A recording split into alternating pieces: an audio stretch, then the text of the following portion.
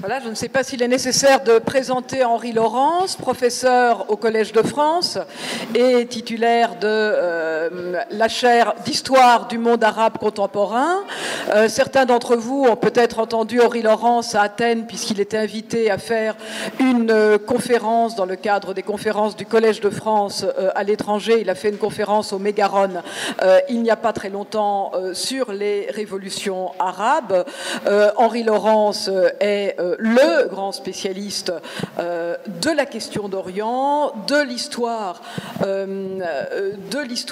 des pays arabes. Il a commencé comme 18e avec un grand ouvrage sur l'expédition d'Égypte et les ouvrages, les sommes qu'il publie régulièrement chez Fayard autour de l'histoire de la Palestine, une histoire qui, hélas, ne finit pas, font bien entendu autorité. Alors, après les trois premières communications que nous avons entendues qui abordaient chacune des domaines particuliers de la question d'Orient, Henri Laurens va traiter d'Henri Bérard et de la question d'Orient en général. Victor Laurens va parler d'Henri Bérard. Qu'est-ce que j'ai dit? Bon, Victor Hugo, à toi. Ok, merci Sophie. Quand tu m'as fait un piège quand tu m'as demandé de traiter le sujet, parce que finalement j'ai dû me coltiner à peu près 120 articles de Victor Bérard, compte tenu du fait que malheureusement sur Gallica les années 1896 à 1899 de la Revue de Paris ne sont pas disponibles, donc là je suis passé par les livres, mais ensuite j'ai suivi directement la Revue de Paris parce que ça permet de dater au mois près les articles, alors que les articles réunis dans les livres, eux, ne sont pas datés. Thibaudet, dans son texte de nécrologie, en quelque sorte, de Victor Bérard, rappelle qu'en 1890, il rapporte surtout le sens de cette question d'Orient, qui est resté jusqu'en 1919 le nœud et l'école de la politique mondiale. Il revint de Grèce avec 2 valises, son bagage d'idées odysséennes et son bagage d'idées de politique orientale, son Athéna au repos et son Athéna casqué. Et c'est donc l'Athéna casqué que vont avoir aujourd'hui. Et en effet, chronologiquement, même si Victor Bérard est spécialiste de l'Antiquité, son premier travail publié est sur la question d'Orient. C'est, comme on l'a dit tout à l'heure, la Turquie et l'hellénisme contemporain, publié en 1892 à la sortie directe de son séjour à l'école d'Athènes. Et on voit bien que cette préoccupation sur la question d'Orient était immédiate, puisqu'il écrit « Durant 3 années passées dans le Levant, j'ai visité les pays grecs et la majeure partie des pays turcs. Je voulais étudier la question d'Orient sur place, sans opinion préconçue, mais dans un but déterminé. Le problème est si complexe en effet que l'on ne saurait avoir l'ambition de le traiter d'abord dans son ensemble.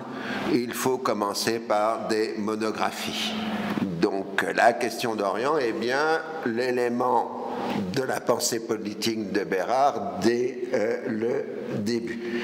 Alors, je ne vais pas refaire le travail qui vient d'être fait sur le livre publié en 1892. Ce qui m'a intéressé, parce que ça revient à un intérêt que j'ai aujourd'hui sur la question d'Orient, c'est son vocabulaire, qu'il a un peu abandonné ensuite, malheureusement, parce que c'est le mot intrigue. Pour lui, dans cette Macédoine, il y a une concaténation ou une percussion d'intrigues politiques qui constitue le nœud de la question d'Orient. Au contraire, toutes les intrigues balkaniques et européennes, serbes, grecques, valaques, bulgares, autrichiennes, albanaises, se sont donné rendez-vous.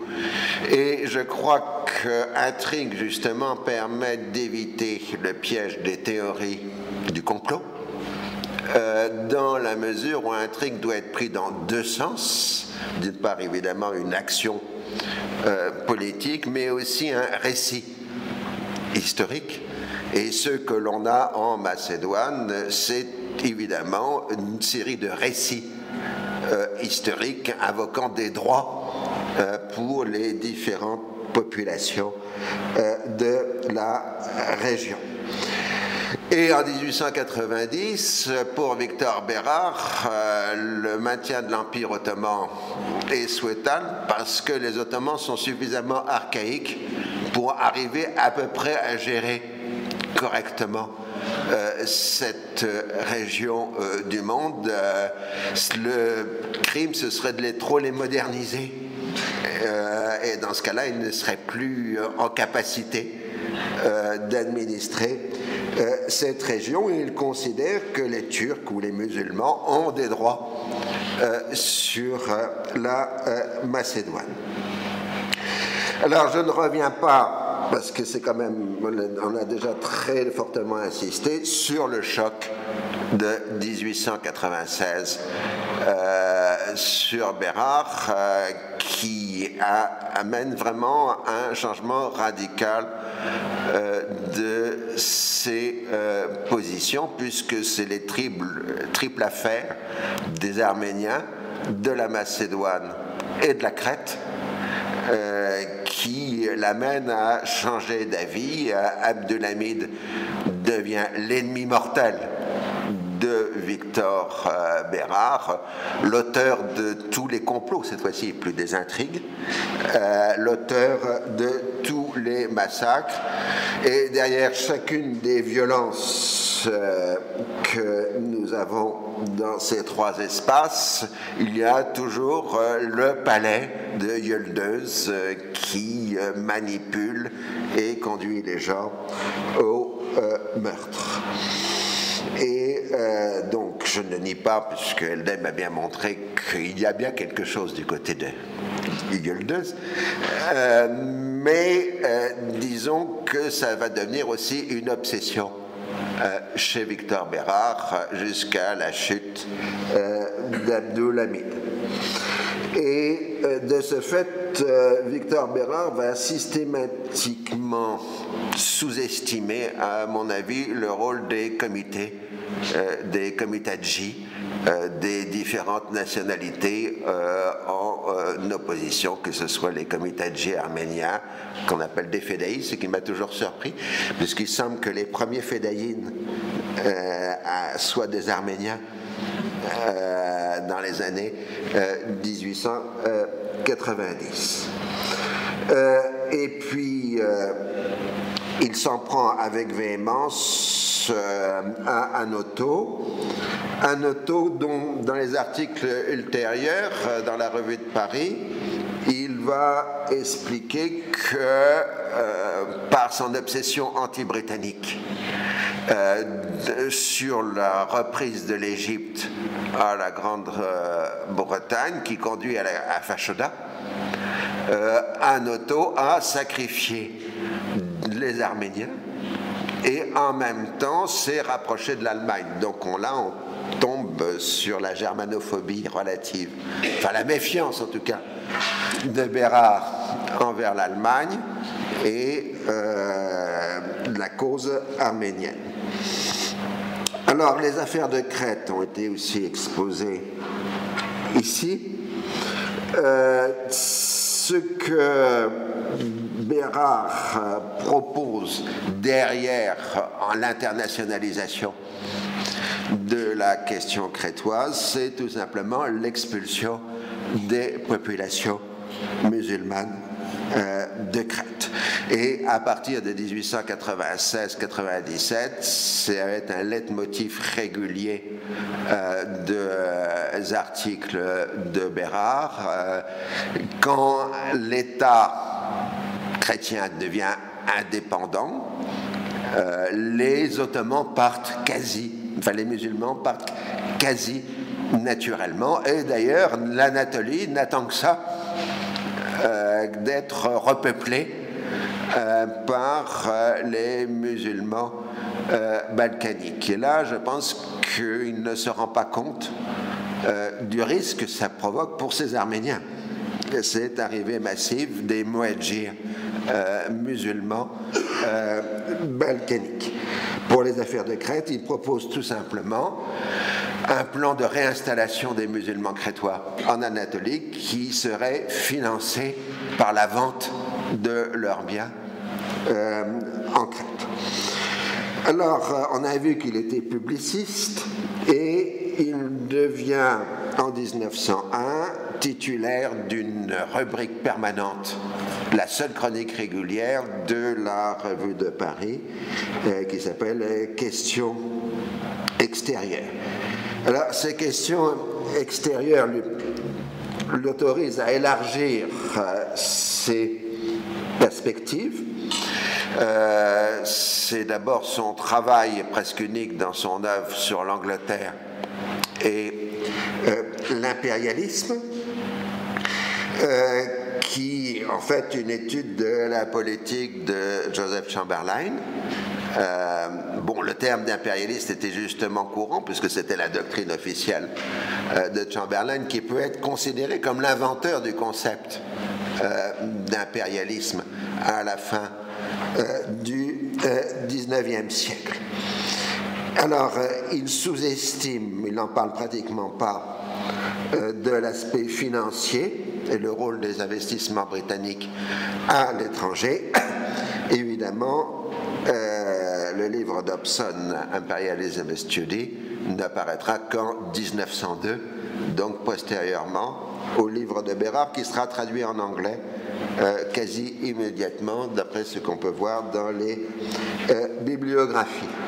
Notons quand même son violent réquisitoire contre le parasitisme de l'aristocratie britannique, dont le comportement oisif s'est répandu à l'ensemble de la société.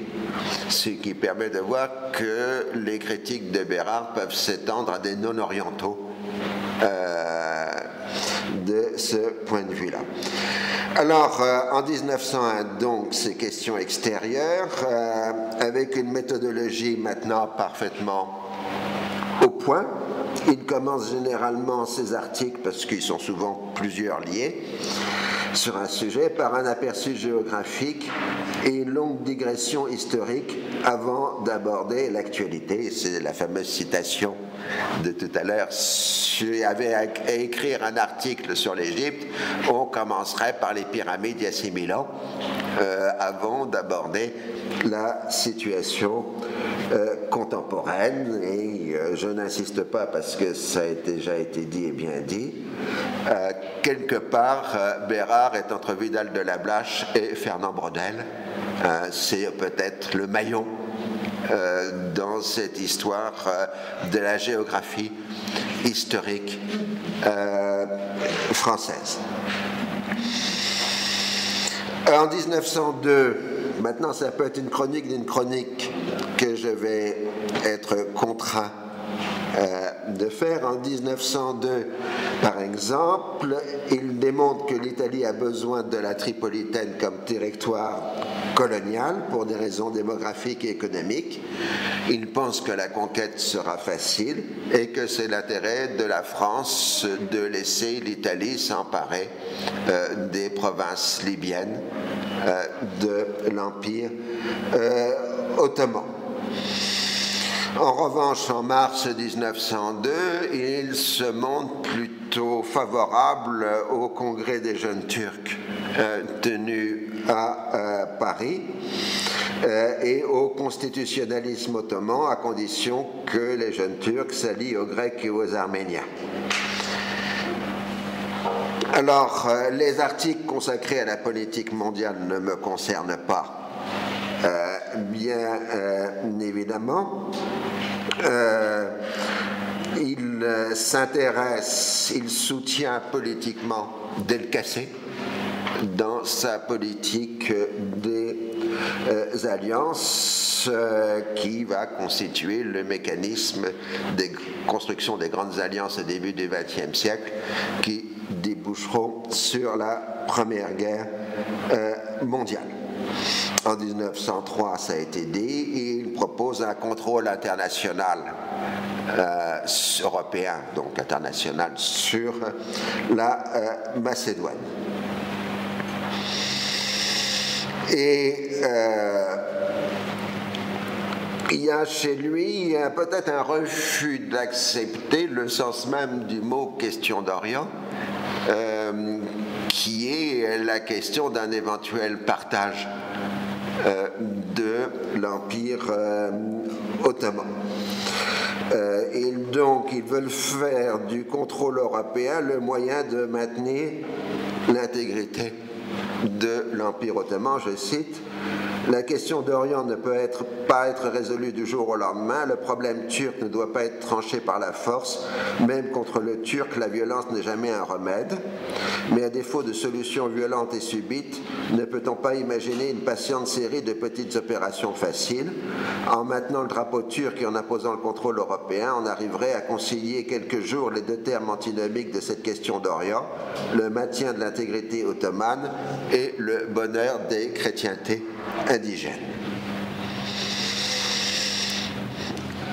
Il fait ensuite, évidemment, un décalage géographique puisqu'il s'intéresse à la guerre russo-japonaise, à la montée de la puissance du Japon, ce qui sera regroupé dans le livre « La révolte de l'Asie ». Il souligne le risque de voir la propagande panasiatique du Japon rejoindre le pan-islamisme d'Abdulhamid, je cite: « Avec l'islam, il faut être toujours en garde. Le musulman, même désarmé et réduit aux besognes les plus pacifiques, est toujours un soldat en attente des ordres prophétiques. Un homme de Dieu est au fait de surgir miraculeusement et de renverser les empires de l'homme. L'islam est une sorte de boîte à surprises, d'où peuvent surgir à tous instants les diables les plus étranges, et sinon les plus dangereux, du moins les plus difficiles à comprimer. » Alors, évidemment, la politique mondiale, c'est aussi la crise de Tanger, 1905-1906, qui l'inquiète sur le rapprochement en cours entre le pan-germanisme de Guillaume II et le pan-islamisme. Ce sera d'ailleurs l'obsession de la diplomatie française à partir de cette date.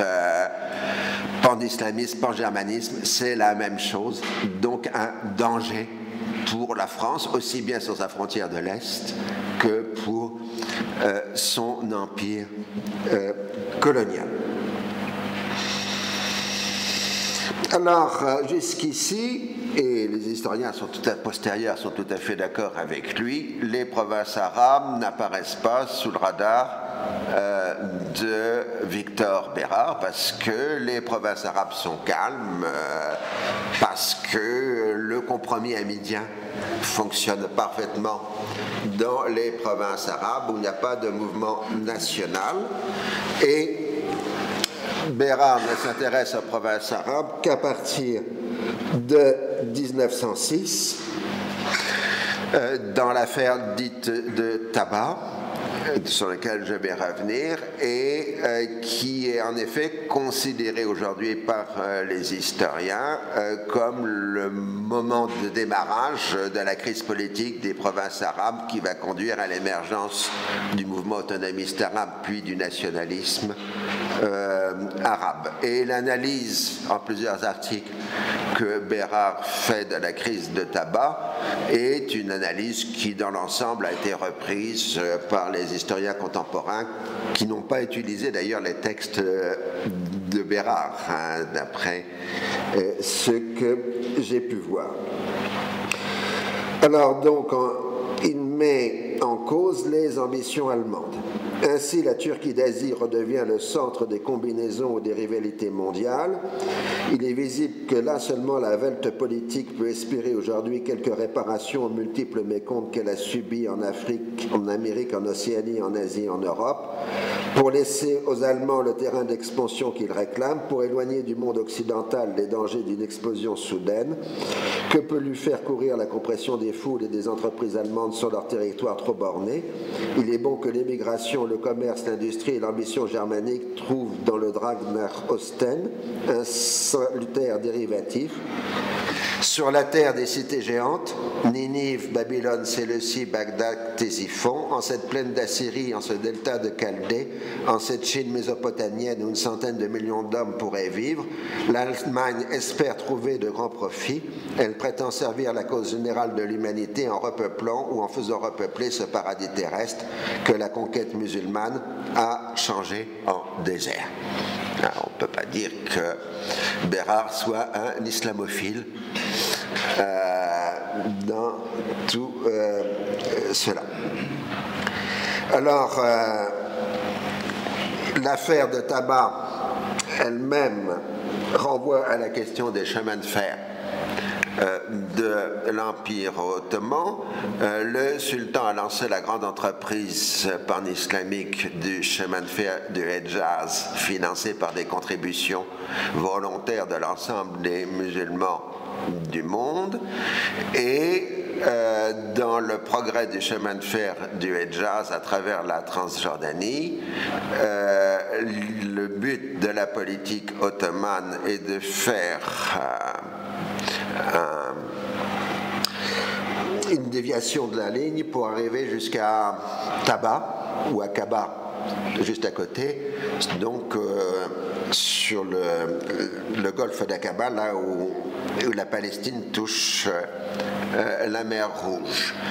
Or, à partir du moment où ce chemin de fer arriverait à Taba,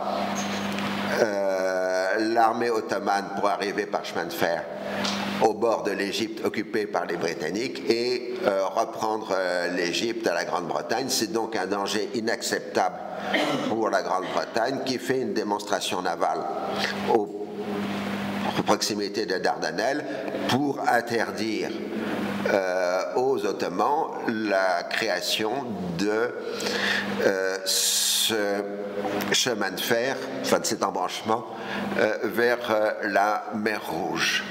Et c'est évidemment un événement majeur. Alors tout ça, c'est aussi une intrigue allemande.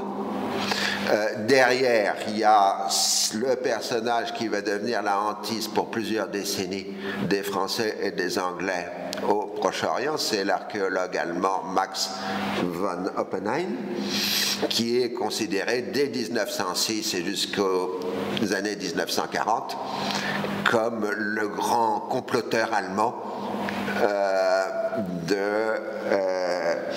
dans la région arabe.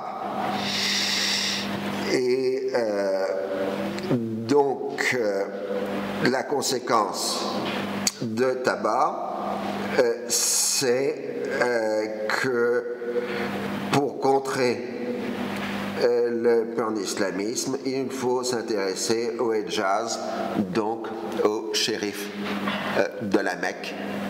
Et on pourrait mettre ça en parallèle à une lettre célèbre de Paul Cambon à son frère Jules dans la même période, disant l'Angleterre va essayer de prendre le contrôle de la Mecque et Médine en s'appuyant sur le shérif de la Mecque.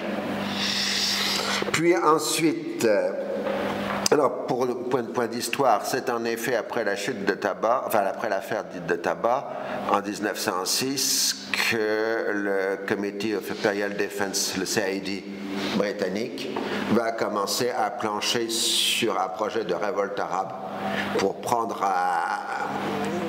lancer une insurrection arabe sur les arrières de l'armée ottomane si elle attaque l'Égypte. Et un jeune officier britannique, Hankey, va être envoyé faire un repérage des côtes syriennes pour un débarquement éventuelle de l'armée britannique derrière les lignes ottomanes. Et Handke va devenir, à partir de 1909, pour plusieurs décennies, le secrétaire d'abord du Comité Imperial Defense et puis ensuite le secrétaire du cabinet de guerre britannique durant la Première Guerre mondiale, et deviendront donc le grand acteur de la politique britannique sur plusieurs décennies. Alors, à partir de 1907, il se tourne vers la Perse avec la révolution persane, et lisant la documentation britannique, Victor Bérard découvre le nouveau terme que les géopoliticiens diraient, on dirait aujourd'hui, mais à l'époque on parle plutôt de géographe politique, utilise, c'est le terme de Middle East, et probablement Victor Bérard est le premier à utiliser en français la question du Middle East. Alors je cite: à la question d'Orient qui se débat autour de Constantinople, à la question d'Extrême-Orient qui se règle autour de Pékin, les Anglais n'attachent plus autant d'importance depuis que les défaites et la révolution russe leur ont enlevé le cauchemar de l'ours moscovite, mais ils ont inventé un mot nouveau, Middle East, pour cette région intermédiaire qui va de la Méditerranée aux Indes. L'Europe jadis s'en inquiétait assez peu. L'Allemagne aujourd'hui leur paraît s'en occuper beaucoup trop. La question du Middle East, de l'Orient moyen, est devenue l'objet de leur préoccupation.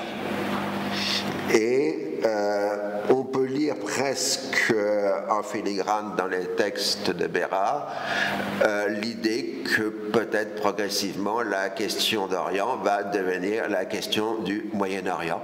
On est là dans la phase de transition entre la question d'Orient du XIXe siècle et celle du Moyen-Orient du XXe, puisque les deux termes coexistent dans les textes de Bérard, avant que, après 1920, la question d'Orient disparaisse en tant que telle.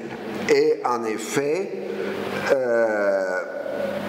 Bérard va se montrer, comme la diplomatie française et la diplomatie britannique, il n'invente rien, obsédé par le fameux chemin de fer de Bagdad, axe de pénétration de l'influence allemande durant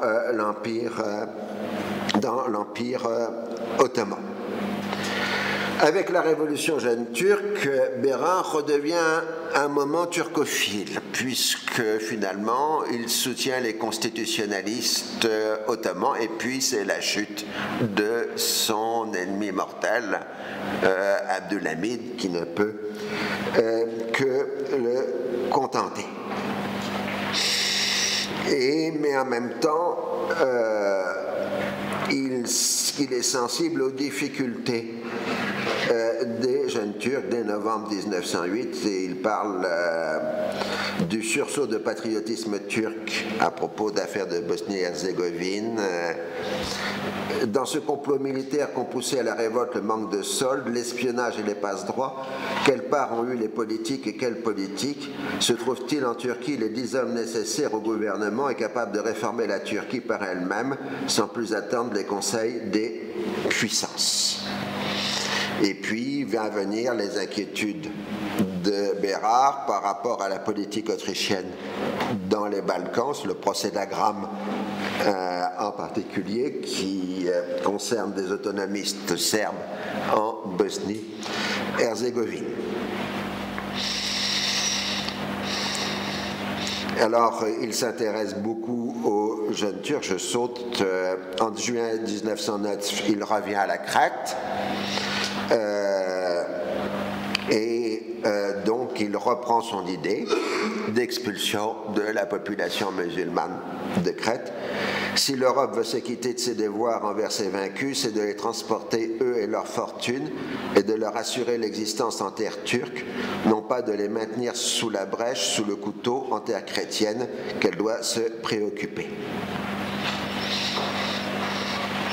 Alors, mai 1910, dans ma chronique d'une chronique, en quelque sorte, c'est l'idée qu'il commence à y avoir quelque chose en train de bouger dans les provinces arabes de l'Empire ottoman, donc ce qui complique encore les situations.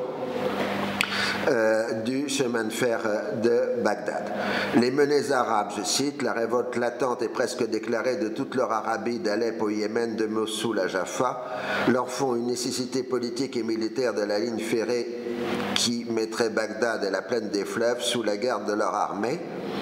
Mais le Bagdad allemand tel que Berlin, Londres et Pétersbourg le comprennent, outre ces charges financières qui sont un peu chilokiennes, serait pour l'avenir de la domination turque en Asie une telle menace.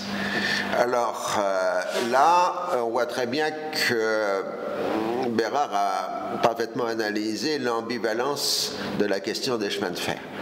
D'un côté, les chemins de fer assurent la survie de l'Empire ottoman en renforçant la centralisation de l'Empire et en particulier la possibilité de déplacer rapidement des unités militaires pour faire face à telle ou telle révolte de l'Empire. Mais d'autre part, les chemins de fer sont contrôlés par les intérêts étrangers qui s'en servent pour bâtir des zones d'influence territorialisées à l'intérieur de l'Empire ottoman. Donc les chemins de fer sont ambivalents et Bérard l'a parfaitement compris. Alors, Bérard aussi a des pressentiments, car il commence à comprendre le danger provoqué par le départ des musulmans balkaniques et le raidissement qui se produit dans l'Empire ottoman et dans le monde musulman par rapport à cette situation.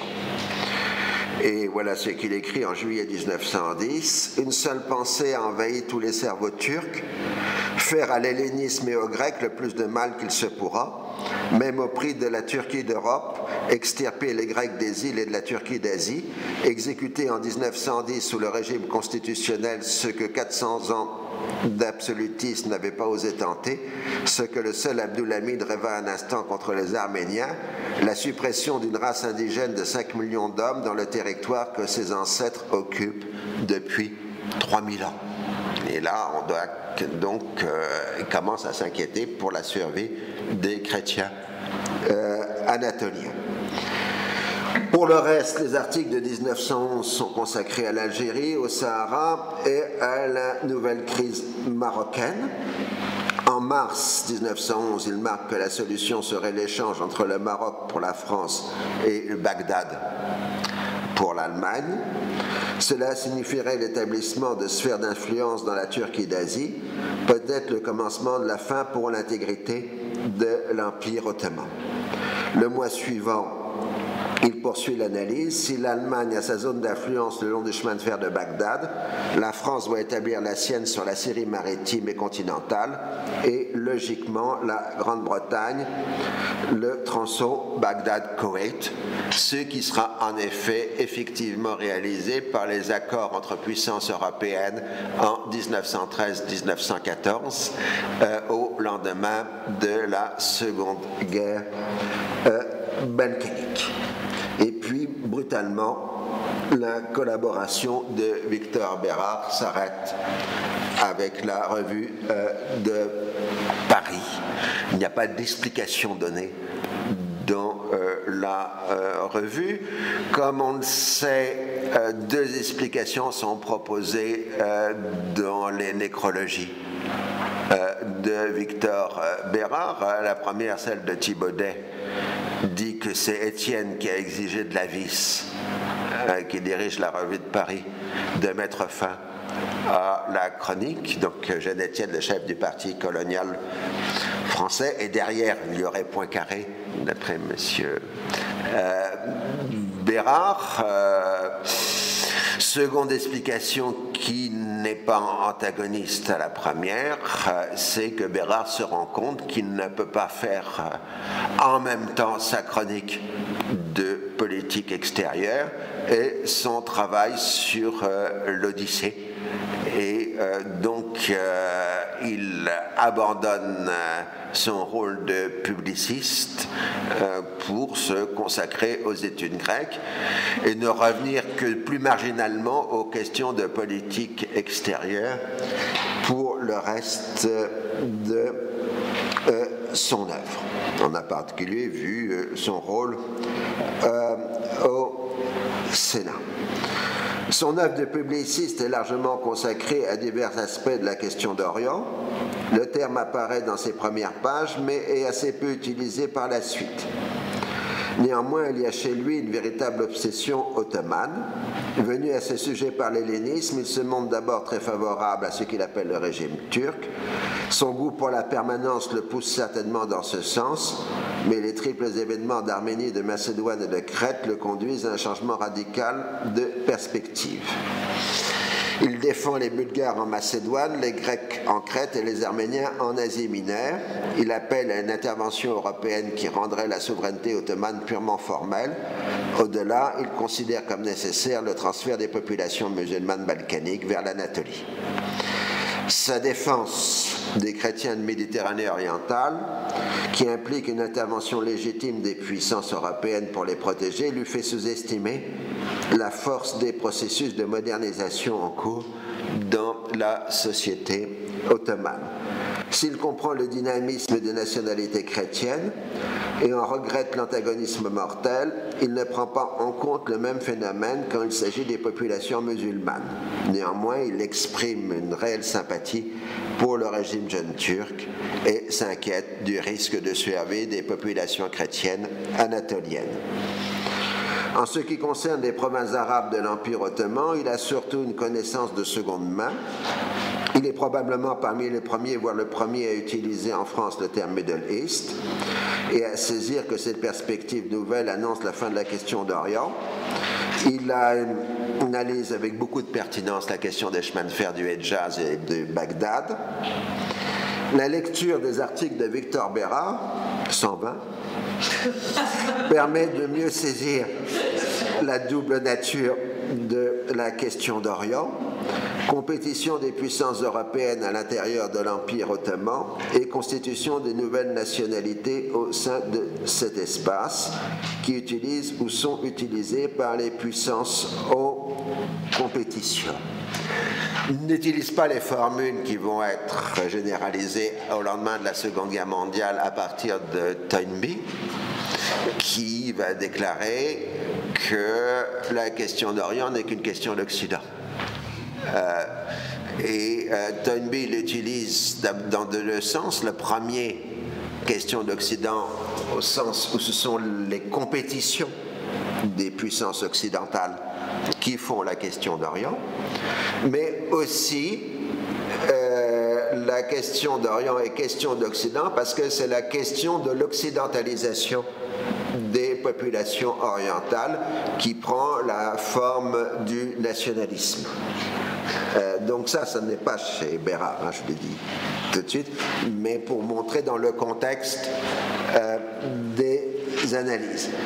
En revanche, ce dont on se rend compte en lisant, pas complètement parce que je n'ai pas que parcouru, les chroniques de Victor Bérard, c'est que la question d'Orient n'est pas simplement une question de rivalité des puissances impériales, c'est d'abord et avant tout une question de gestion de crise. Et en réalité, la description que Bérard fait de la situation, c'est une série de gestions de crises successives, la crise arménienne, la crise macédonienne, la crise crétoise, la crise arabe. Et finalement, c'est parce que c'est la gestion de crise qu'il doit y avoir responsabilité des acteurs. Et là, je crois que Bérard est très enrichissant, même s'il ne théorise pas cette question. C'est sa description qui montre l'importance de la gestion de crise. C'est que finalement, toute politique impériale, et c'est encore le cas aujourd'hui au début du XXIe siècle pour les États-Unis, toute politique impériale n'est pas simplement une politique d'intérêt, mais elle est d'abord et avant tout une politique de gestion de crise. Et en tout cas, c'est ce que j'ai compris en lisant Victor Bérard sur la question d'Orient.